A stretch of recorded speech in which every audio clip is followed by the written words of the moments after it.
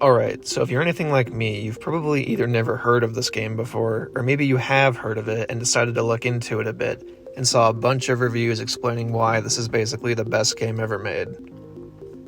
I've been getting into the hack and slash genre a lot lately with games like Bayonetta 1 through 3, Astral Chain, the newer God of War games, and Devil May Cry 5. And because of that, I've had a lot of people telling me to check out this game I had never even heard of before, called NieR Automata. So I did. Alright, I want to start with the story first. So NieR Automata begins with this quote that sets up one of the main themes present throughout the story, which is death. And look, I know there's been tons of games that have tackled the concepts surrounding death before, but trust me when I say that there hasn't been a game before that makes you think about it in the way that this game does.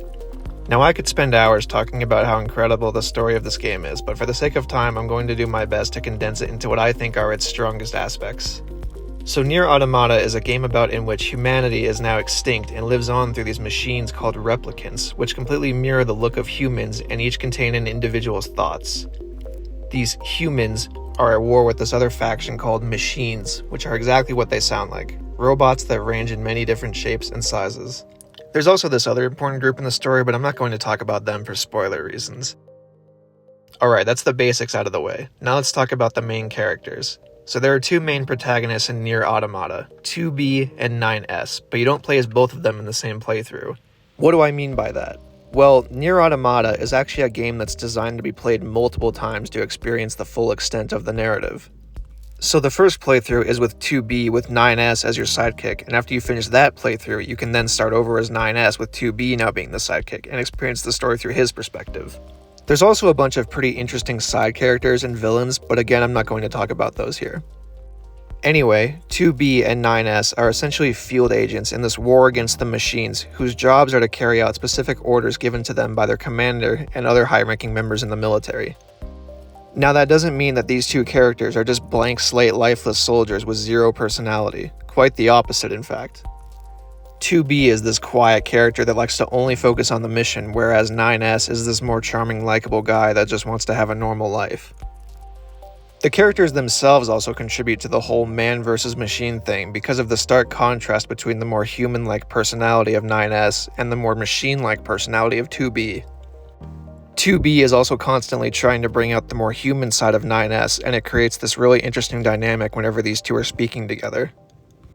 Now going back to that theme of death, I feel like the writers of this story were really trying to say something when they created this world and this overall plot.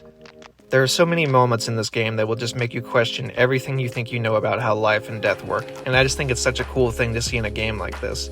Because you aren't just watching a fictional story play out in front of you, but more of an alternative depiction about the entire circle of life.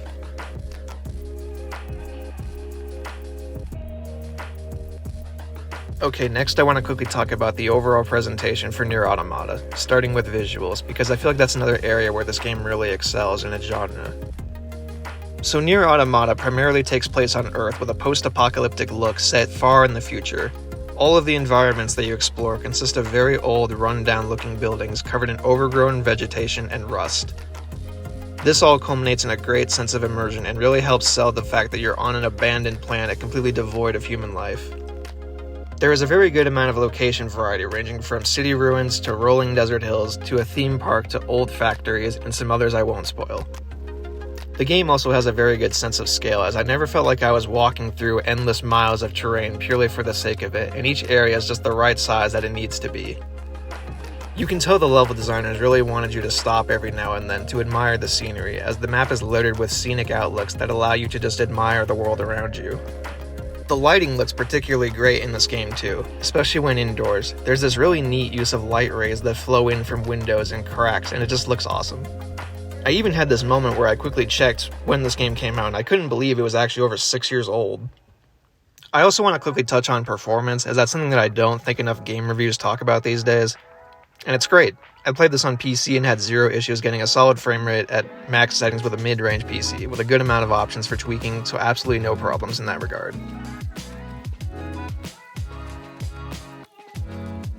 So I'm not sure where to start here other than by saying that the music in this game is basically perfect. So the score mainly consists of calming melodies with occasionally soft vocals accompanying them as you explore the world. It can then turn on a dime the second you get into a battle into this epic orchestra that makes you feel like you're the star in a music video as you beat down on enemies. The boss themes are on another level of their own too. There was multiple boss encounters where I actually just prolonged the fight on purpose just so I could listen to the theme song a little longer. NieR Automata's soundtrack is an incredibly memorable standout in the world of video games and a real middle finger to those that claim that video game music isn't real music.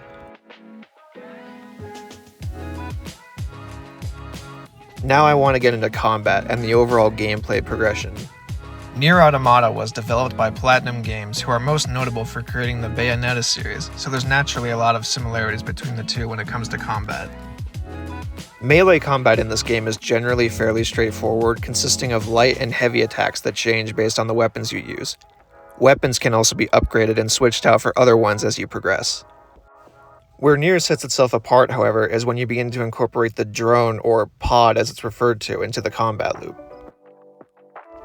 See, right from the start of the game, you get this little drone thing that follows you around everywhere you go, and just like your main character, it can be upgraded with specific abilities, like a high-powered laser blast or a shield, stuff like that.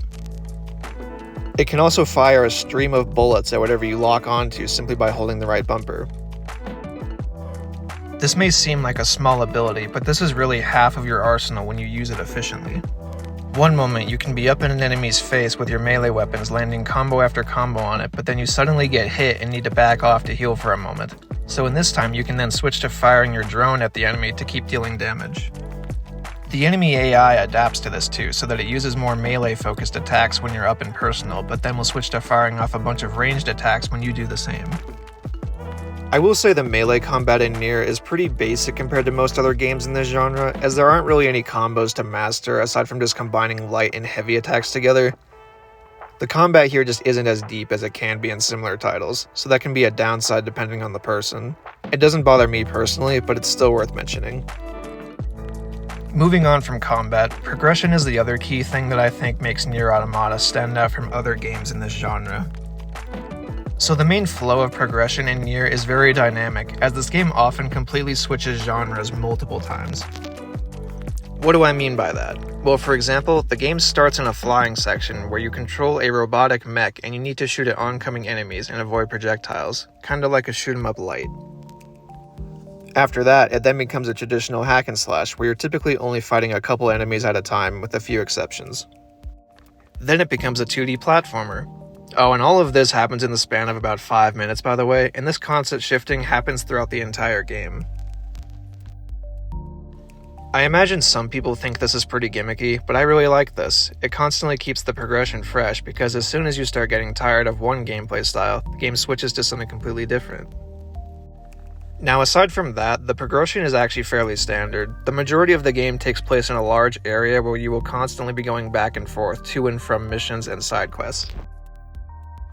I definitely would not describe it as open world, as while yes, it looks like a very open space, the main missions are very linear and the designers definitely don't want you going somewhere they don't want you to.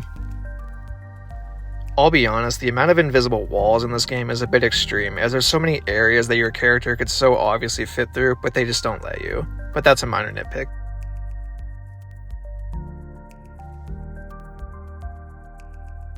There's one last thing I want to get into, and that's the length and overall value that NieR Automata provides. Starting with length, so my first playthrough took me just over 8 hours to complete. Right away, some people are going to hear that and immediately be turned off from this game, which is totally fine, but I've never looked at games like that.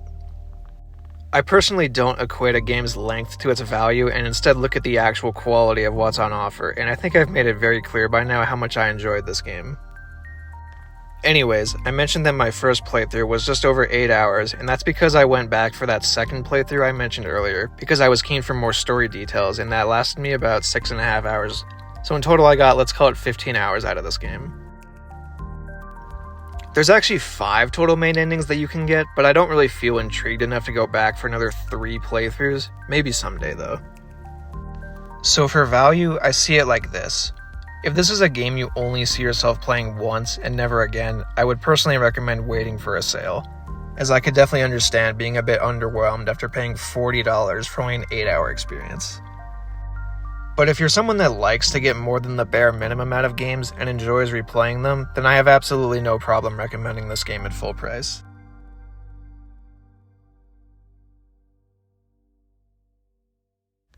So, that's NieR Automata. It's incredibly rare when a game manages to nail nearly every aspect of its design, from its story, presentation, music, sense of progression, and combat. I hope I was able to convey what exactly makes this game so great and why it has the praise that it does. Bye for now, and have a great day.